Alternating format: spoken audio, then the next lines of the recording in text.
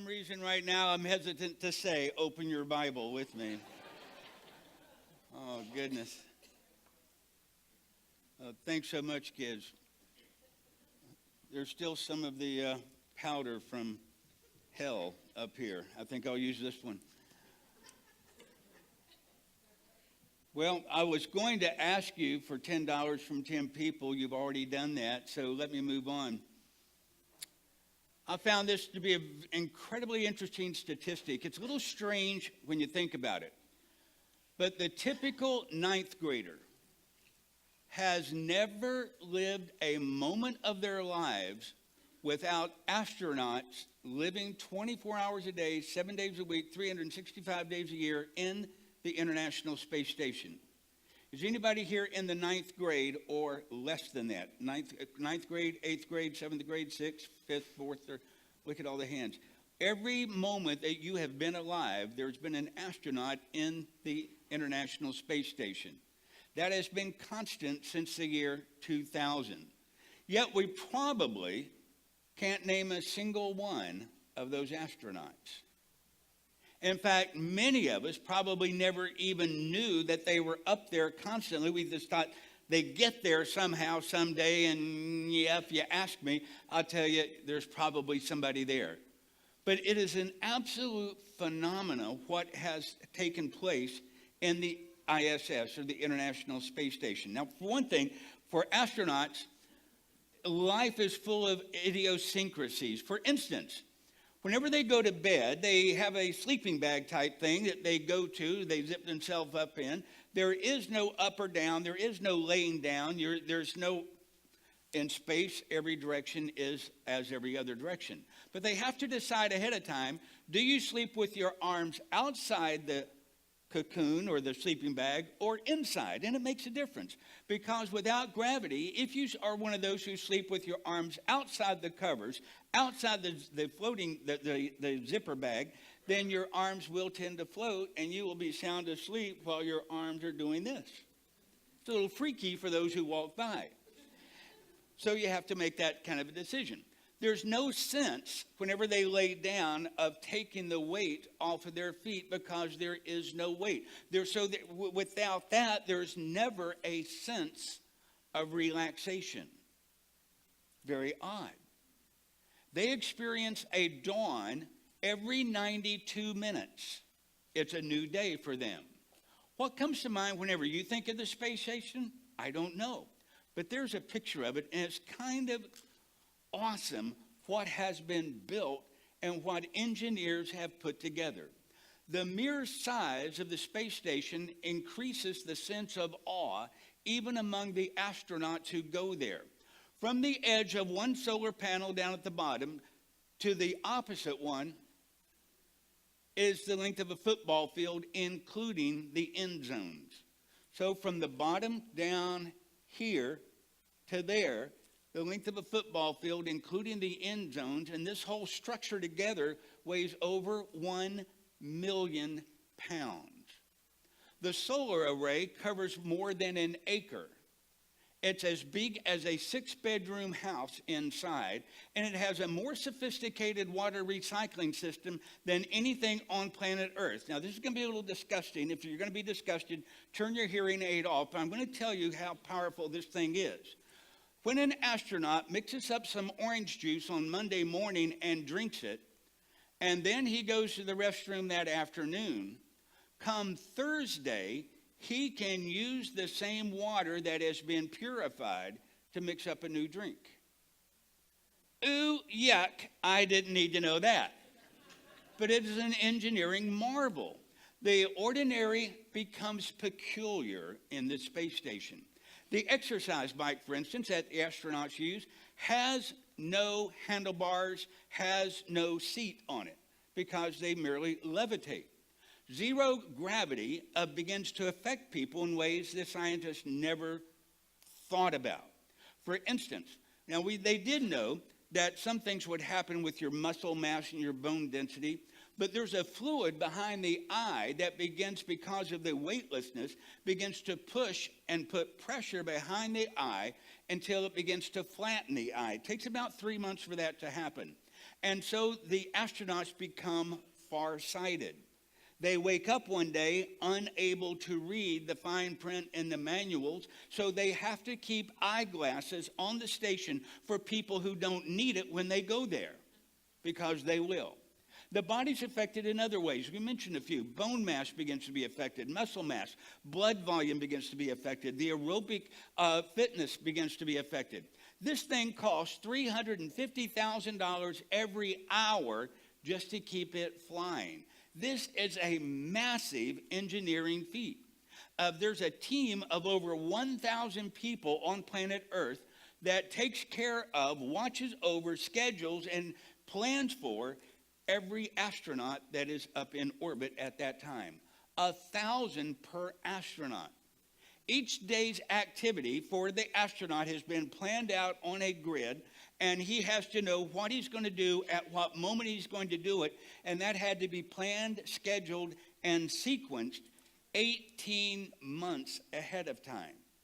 Whenever they decided what this astronaut will be doing at 8 o'clock in the morning, they have to make sure that where he goes to get the tools he needs and do the job that he does cannot interfere, block, or be in the way of what another astronaut needs or where he goes at the same time. And they have to keep that schedule going a year and a half ahead. Every spacesuit, each one of those that the astronauts put on, here on planet Earth, each one weighs 230 pounds empty.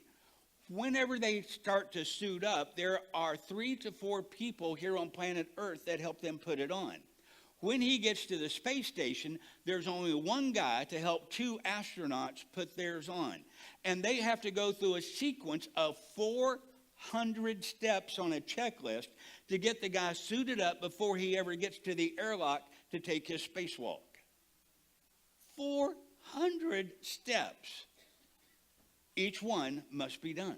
The station itself is such of an architectural engineering. The station's made up of over 100 components on the outside, covering 3 acres of land or size. And as I said earlier, it weighs over 1 million pounds, covering 3 acres. Here's the most amazing thing. Most all the bolts in the entire place are of a single size, because you don't want an astronaut having to change ratchets whenever he goes out to work. 2/3 of each astronaut's workday is just maintaining the structure, figuring out logistics, and staying healthy. Only 1/3 of his time there is he actually able to do the job.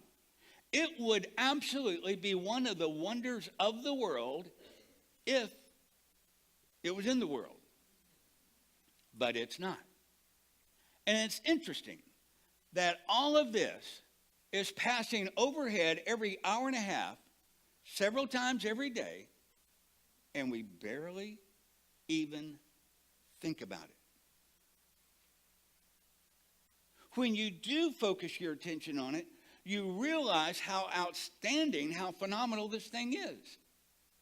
But maybe we don't think about it because it's out of sight. If it's out of sight, it's out of mind. Now, that would be easy to think that was the answer, but that answer is really a little bit too easy. It doesn't begin to explain it all, because there are things right here on planet Earth that you see every day that are even more incredible, more marvelous, more sublime, and we take it all for granted. We see it. We don't see the space station, but we see these other things, and we just take it for granted. We grew used to it. You see it every day, so you assume that tomorrow it'll be there and it'll be the same as it was today. We see these things without really seeing it. We don't see the wonder and the awe and the uniqueness of its structure and its ability. We look at a flower and we just think, oh, it grows and it makes a bloom. Well, what makes the flower grow? Ask a guy, he'll say, water. Where'd the water come from? Hose? No, where'd the water come from before the hose? Faucet. Where'd it come from before the faucet? Water tower? Where'd it come from before the water tower? And then you got to go back in physical science, and you got to remember that God creates planet Earth that sits there on an axis, and it rotates one revolution every day. It sits there and it rotates. And the sun out here begins to heat up the surface of the planet. The planet is covered, 3/4 of it are covered with water. The water begins to heat up, being blistered by the sun for so many hours a day. It turns into a vapor. The vapor goes up into the clouds. The clouds are carried over the land. The water begins to condense in the cool air, and then begins to form water droplets that fall down like rain, and that's where water comes from. But when it falls down into the planet Earth, it gets into the rocks. It gets into the soil, and the soil begins to suck it up. But then there are plant systems that have roots over there, and they are heated up. The leaves on the plants are heated by the same sun. They heated up the water, and as the leaves are heated up, it causes sucking or a suction action in the plant system, in the root system, that begins to go and suck up the water. Now, that's just the beginning of how a flower begins to be a flower. We haven't talked about the pollen. We haven't talked about the birds and the bees, the stem. It's marvelous, and we just take it for granted. We fail to marvel at it. I could talk to you for the next hour or so about the vastness of the universe. I could talk about the laws of astrophysics or magnetism. I could talk about the wide variety of the plant and the animal kingdom that we all take for granted. Or I could talk about the splendor of the geologic and the geographic features on planet Earth.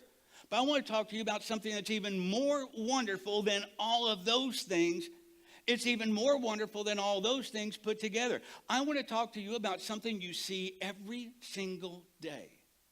Something you maintain every day. I want to talk to you about the inevitable, incredible you. When you look into the mirror and you think, I'm having a bad hair day. For some of us, that's every day. But when you look at you and you see your features, you brush your teeth, you really don't see much that's incredible.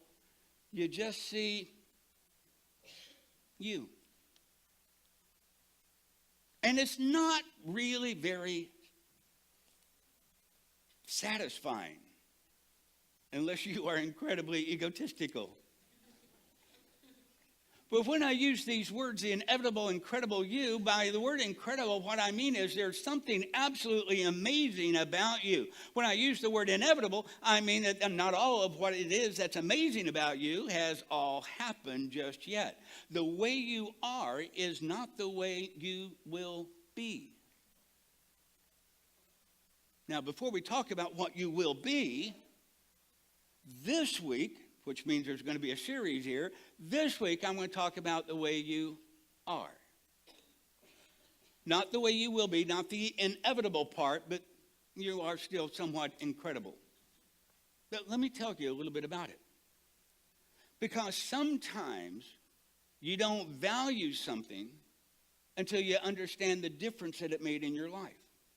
Like Daniel, there's no way you could perceive how perspectives has affected his life until he goes through it. And you cannot understand the amazing thing that's inside of you, the part that is you, until I begin to share with you what God has done with it. It's kind of like the man who's been forgiven much.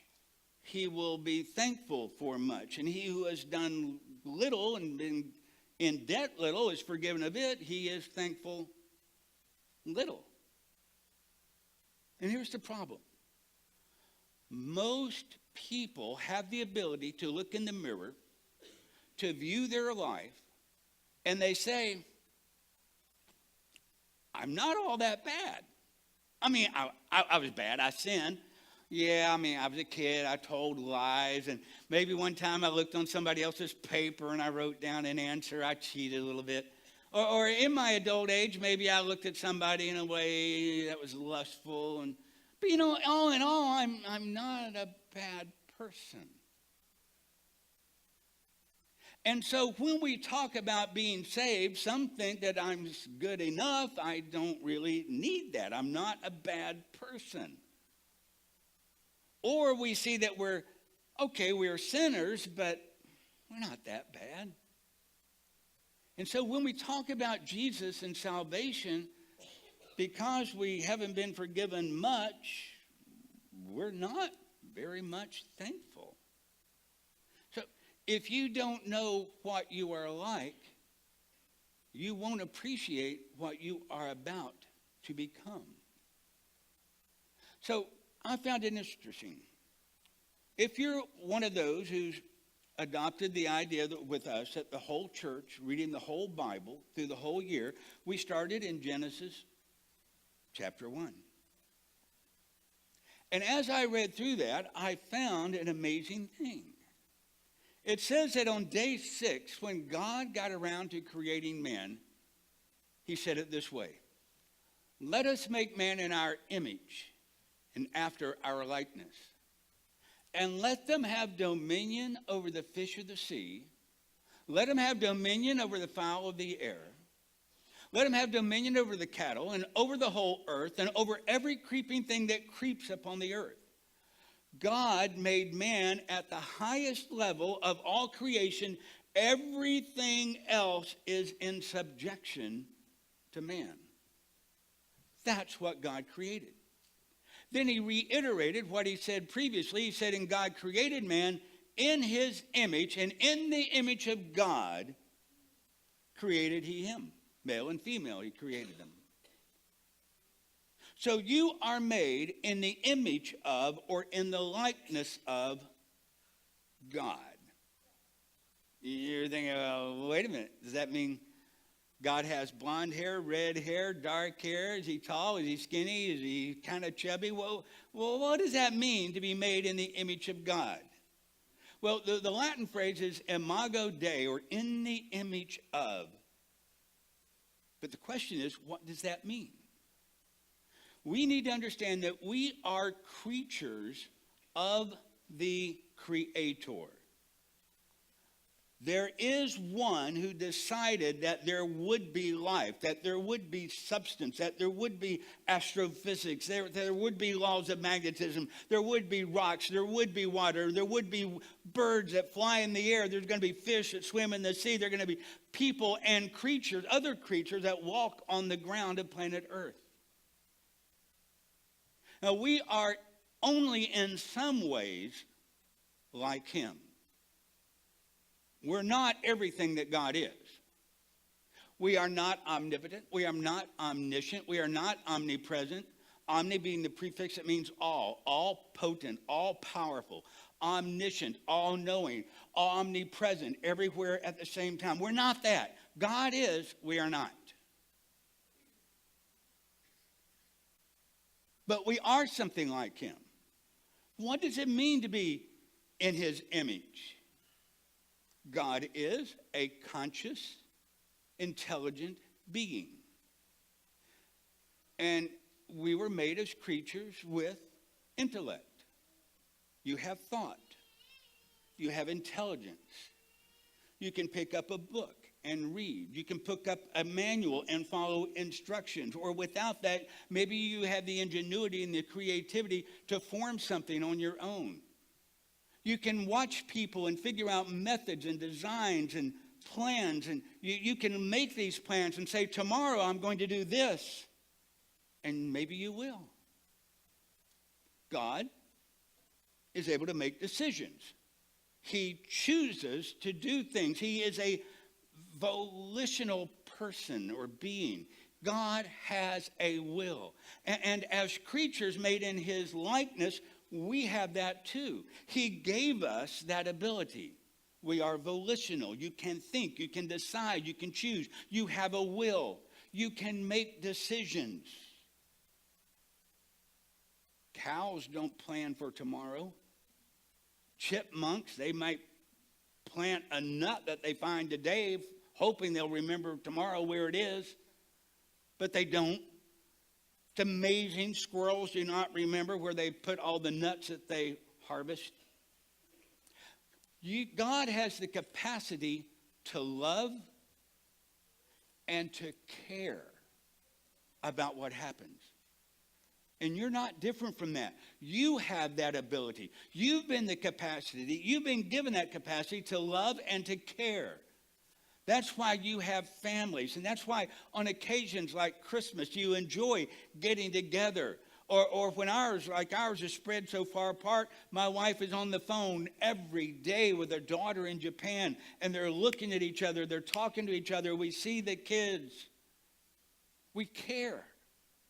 We care that one of them got their hair cut. Sheep don't care when another one gets shorn. But we care.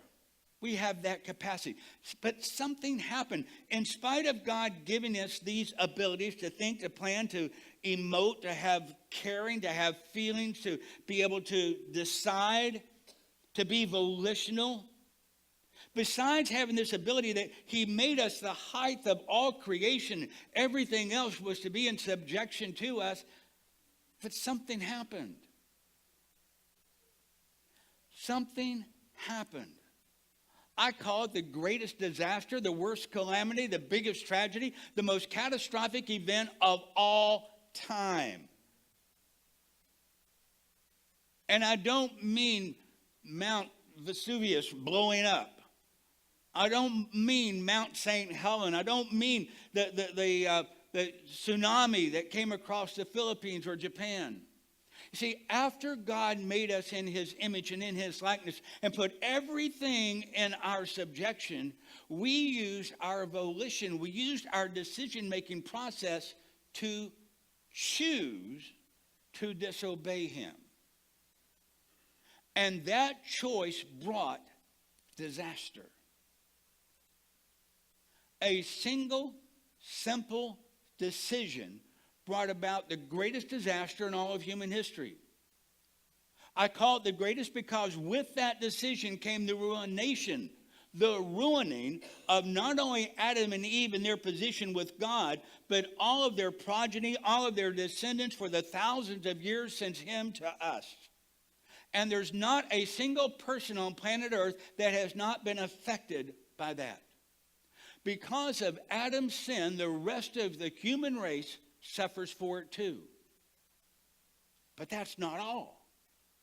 God didn't just say, because you sinned, I'm going to punish you. He also put a curse on the earth and all of creation. All creation suffers a corrupt nature.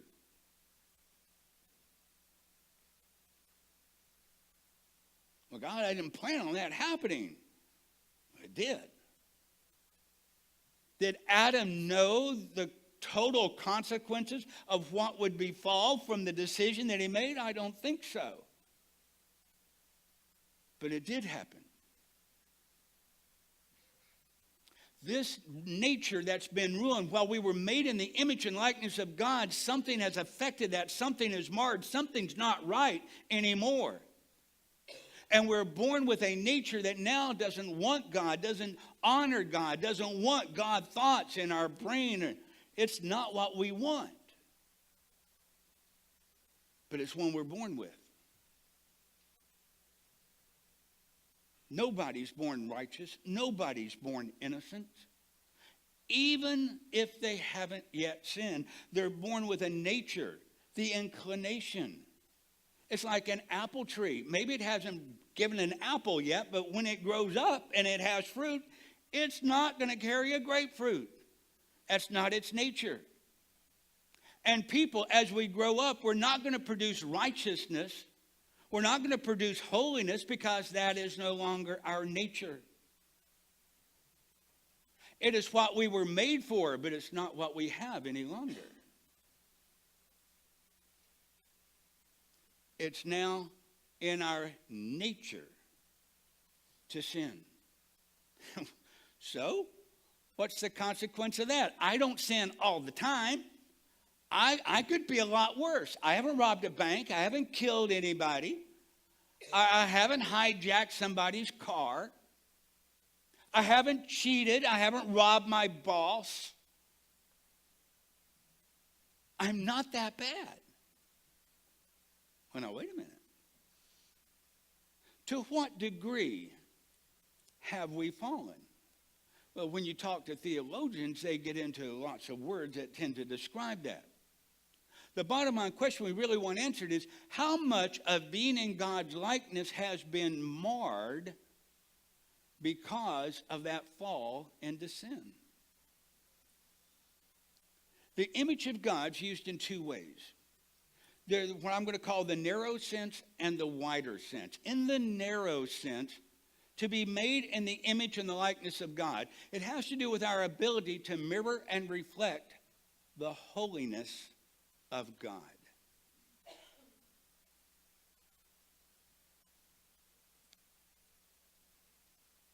We are to be his image bearers. When we were created and put on planet Earth, we were to reflect him.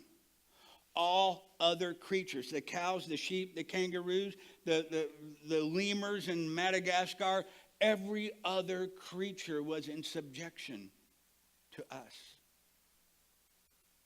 And we were to reflect the nature of God. We were to treat them as God would treat them. We were to take care of planet Earth as God wanted planet Earth to be taken care of. We were to be his hands, his feet, his eyes. We were to be him here, and we're to reflect him.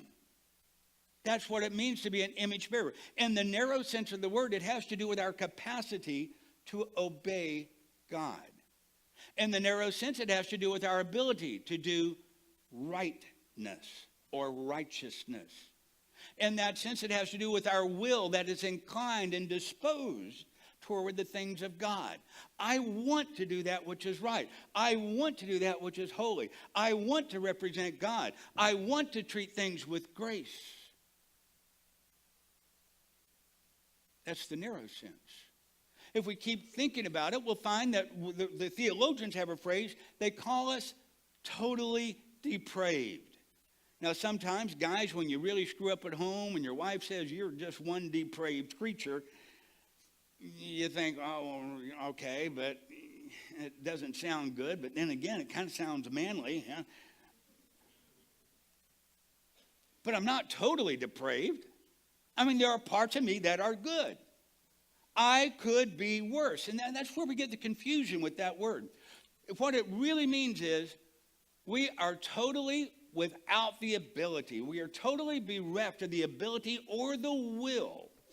In other words, we don't want to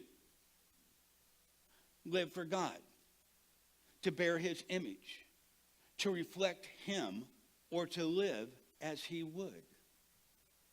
That is what it means to be totally depraved.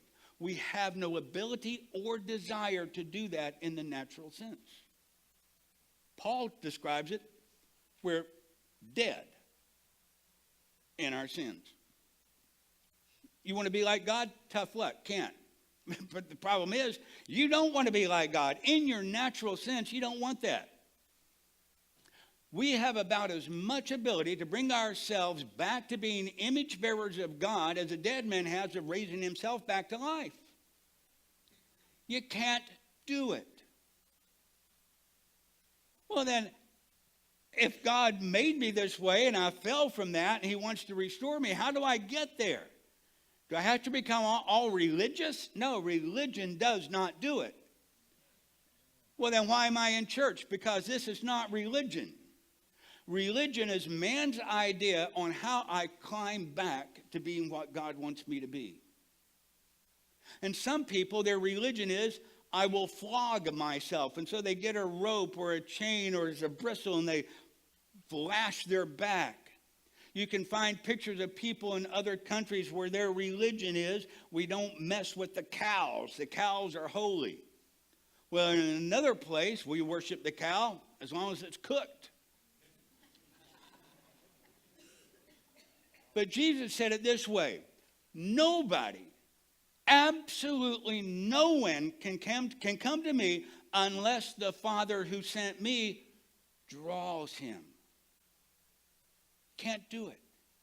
You can't save yourself. You can't raise yourself up. You cannot get rid of all the sin. You can't get rid of the sin nature. Can't do it.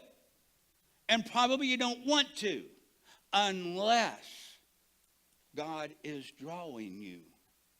If there is a desire to get rid of sin and to live the way God originally purposed, it's because God has put that desire in you. Read it again. Absolutely no one can come to me unless the Father draws him. But now there's the wider sense of being in the image and the likeness of God. It has to do with us, with our faculties, and us being and living as human beings. You see, a pagan and unbeliever can love, they can think, they can make decisions. They still have their mental faculties. They still have emotions. But there's something darkened by it. Our thinking, our willing, our affections, our humanness. In the narrow sense of the word, it has to do with our ability to will and to do God's pleasure. In the broader sense of the word, it's the way he made you. You are still, even though you are a fallen creature, we're still made somewhat in the image and the likeness of God. So total depravity in the narrow sense of the word means to be in the image of God, and that has been utterly, totally lost. In the narrow sense, you no longer have the ability to mirror and reflect the holiness of God or have the ability to incline yourselves to the things of him. This total depravity has affected the whole person. All of me. It has affected my mind. It has affected my will. It has affected my heart. My mind, it's been darkened. I have a mental problem, unlike the one my wife might give you hints about. I have a mental problem. My mind has been darkened. The Bible explains it this way in Ephesians 4:17-19. It says there, you should no longer walk as the other Gentiles or the unbelievers walk in the what? In the futility of their mind, having their understanding darkened, because they have been alienated. They've been taken away from the life that God has given. They're still human. They're still creatures. They're still the height of God's creation. But with their mind darkened, they don't want, will, or desire the things of God. And they misunderstand life. They misunderstand priorities. They misunderstand God's perspective. Now the scripture goes on. How did they get that way? Because of the ignorance that is in them, because of the blindness of their heart, who being past feeling have given themselves over to lewdness and works of all uncleanness and greediness. Our depravity is total in that it affects the whole person. God described it this way. Now, this is from our daily walk. I just read this. If you're following the daily walk, you just read it, probably yesterday. Genesis chapter 8. God looked down. The ocean has been in turmoil. The heavens have dispensed the waters. The earth has opened up. Waters have flooded the earth. Only Noah, his wife, their 3 sons, their wives, and the animals that God brought to Noah, only they are alive in the ark. And God looks down and he says, I will not again curse the ground anymore for man's sake. For that the imagination of man's heart is evil from his youth.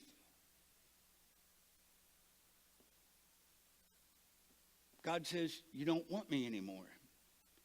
You don't desire me anymore. You're not like me anymore. Not only are you not like me, you don't like me anymore. Now, that does not mean that your thinking faculties have been totally annihilated.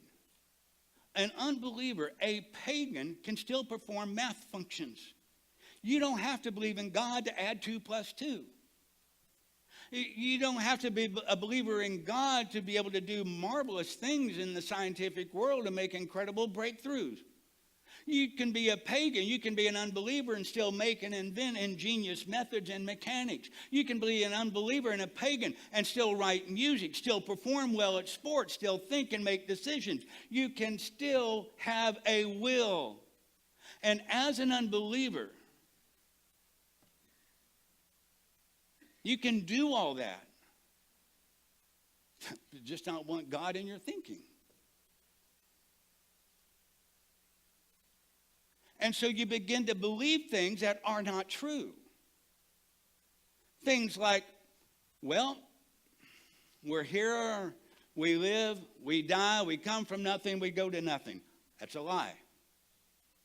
You came from something, you came from God, and you go back to God, and He will make judgment on whether or not our life is of value, whether or not we came back to being what He purposed us to be, an image bearer of Him, a reflector of His glory, a reflector of His holiness. Do you want that? Some of us just want to be saved and get into heaven so we can keep doing our own thing, but we get to do it forever. It's not about that. Ladies and gentlemen, if you don't want the holiness of God, you don't want heaven. That's what it's going to be filled with. And you will be incredibly, eternally bored.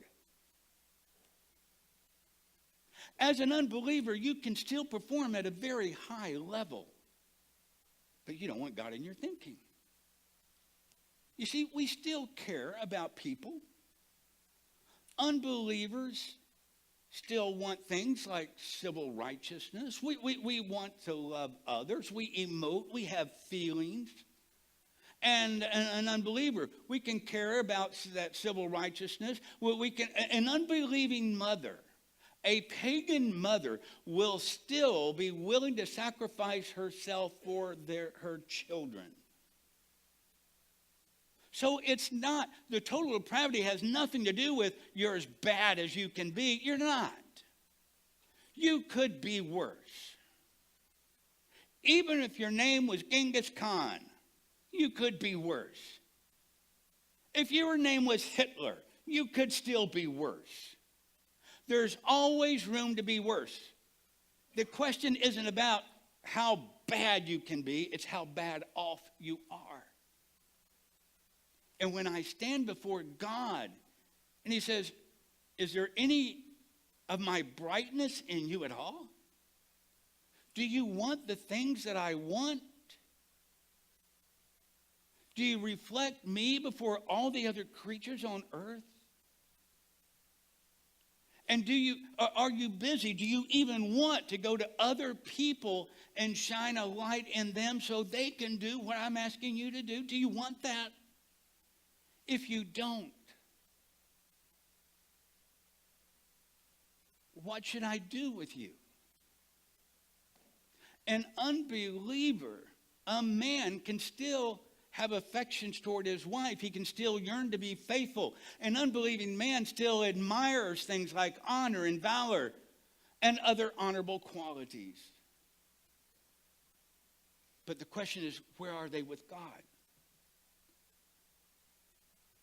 You see, that kind of a person, because he honors honor and valor and patriotism, we see certain levels of goodness in them. And so he doesn't see himself totally bereft of goodness. There are good things in me. And so he sees very little need for being saved because he's looking at the wider sense of the way God made us, and not the narrow sense. An unbeliever, a pagan, still exhibits their humanness. In the wider sense of the word, we still see something in us that's in the image of God, something that is good. There's still enough of God's image in us. Even when we are totally bereft of willing and desiring to do His will, there's still enough of Him in us that He sees it to be of immense worth. It's for that reason that God said, thou shalt not murder. Really? Yeah. See, back in Genesis chapter 9, which maybe you read in your daily walk, God said, whoever sheds man's blood, by man his blood shall be shed. God says, here's the reason that I'm allowing planet Earth and governments to have a death penalty. Because when you shed someone's blood, I'm going to allow yours to be shed because the person whose life you took was made in the image of me. And God says that's valuable. That's worth something. And when you desecrate it, when you think it's of little worth or of no worth and you've discarded it with the trash, I take personal offense toward that. There's still enough of the image of God left in us that God said, I still value you. To the degree I'm going to send my only son into this world. Into this world that is absolutely filled from top to bottom, from side to side, with depravity. And I'm going to take that depravity, and even though he never sinned, I'm going to place it on him.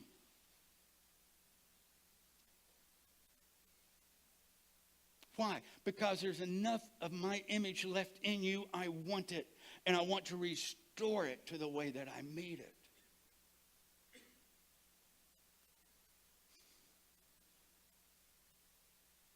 And God says, if you'll follow me, if you will let my son's death and let that depravity be put on him that was yours, and yours is now on him, now you are no longer depraved, you are no longer guilty, you're no longer full of shame. Now you are what I made you to be. You are more than I made you to be. Because when I made you, you were the height of creation. But now I'll take you beyond that and I move you up. I'll give you an advancement. I'll give you a job upness. You will be now the sons of God. 1 John chapter 3. Behold, what manner of love the Father has bestowed on us. That we, us, people who didn't want him, people who didn't care about him, people who had no ability at all to get out of the fix that they were in, totally bereft of the will and the desire to be with him, that he called us to be the children of God. Verse 2, beloved, now we are children of God. And watch this. And it has not yet been revealed what we will be. John, who walked with Jesus, says, look, guys, and all that I learned from him, the one thing I don't know is what we're going to end up like. It's going to be absolutely incredible. And if you are born again, if you have let Jesus take the penalty and take that depravity and he's removed it from you, then it is inevitable that you will be incredible in the hands of God. But we know this, that when he is revealed, we shall be like him. And what was him like? Jesus says, I don't do the things that I choose to do. I only do what my Father tells me to do. I only say the things that my Father tells me to say. He was the image bearer of the Father. You want to know what God was like? Isn't that what the disciples said? Show us the Father. And Jesus said, don't you get it? If you have seen me, you have seen the Father. You want to know what the Father's like? Look at me. I might go to the places that disgust you, but it's to find the people who are disgusting because I'm calling them. The Father has called them. He's whispered in their ear that they can have their sin and their depravity taken away, and I'm bringing them to him. And I'm going to give grace to people. You see, the religious leaders of the day didn't get that. When Jesus healed the lame man, they said, who did this? Jesus. Well, he did that on the Sabbath day. Yep. I can walk on the Sabbath day. See, here's the thing about the religious leaders. They didn't care that the man was lame. They didn't care that Jesus healed him. What they cared about was that Jesus healed him on the Sabbath day. And they were trying to bring God into their likeness and what they thought was right, instead of looking at Jesus and seeing what was right, and seeing what the Father cared about and what the Father loved, and how he had pity on those who were in need of it, who he gave grace to when they needed it. Hebrews writes it this way. Oh, God, what is man that you're mindful of him? Now, David wrote something very similar to that back in Psalms, and I think the writer of Hebrews is just repeating it. Oh, God, what is man that you are mindful of him? Here I am, I'm totally depraved. I don't want your will. I don't care about you. I don't think about you. I don't want you in my life. But because your Spirit called me and you've blessed me and you took my sin and put it on Jesus, I'm free to be all that you made me to be. But God, who am I that you would be mindful of me? Or the Son of Man that you would even care about us? You've made us a little lower than the angels, but you've crowned us with glory and honor, and you've set us over the works of your hands. God says, I want you to understand who you are. You're not the person that just stands in front of the mirror and brushes their teeth every day and spits into the sink. You're not just a person that's having a bad hair or a good hair day or maybe a no hair day.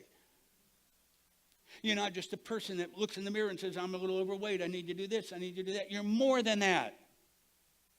You, if you have invited Christ into your life, he's taken away your sin and you have become one of the sons and the daughters of God. You're so much more. And it does not yet been revealed as to what we will be. Why does God do all that?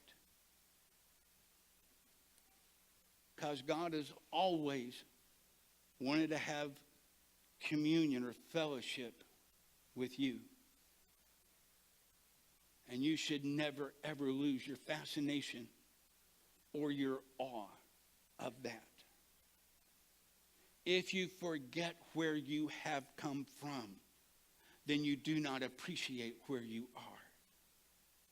And if you don't appreciate where you are and where you've come from, you certainly cannot appreciate where you will yet be.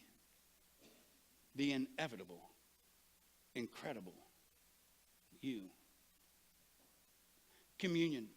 If you look it up in the dictionary, it says it's the service in Christian worship at which bread and wine are consecrated and shared.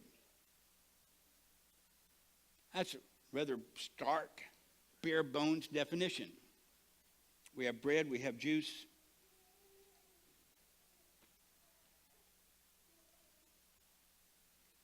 We remember what Jesus did for us. It's a little ceremony that we go through. It's a little tradition that we have, and we've had since the day of Jesus to remind us of not only of what he did, but of his coming back. So, ladies and gentlemen, it's more than that. It is so much more. See, there's another definition for communion. Same dictionary. In fact, it's the primary, it's the number one definition. And it says this: communion is the sharing or exchanging of intimate thoughts and intimate feelings, especially when that exchange is on the mental or spiritual level. God desires that intimacy with you. Why? Because just because you're human you are still in the image of God. It may be marred. It may not be all it could have been, should have been, and God wanted it to be, but it's still there. And God says, I want intimacy with you. There's not a thing in the world you can get it from me. There's nothing you can do to deserve it. Nothing. You sinned, and that's your nature, and you live with that, and you can die with that. But because I'm a God of grace, and I'm a God of mercy, and I find value in you, I will send my Son into this world.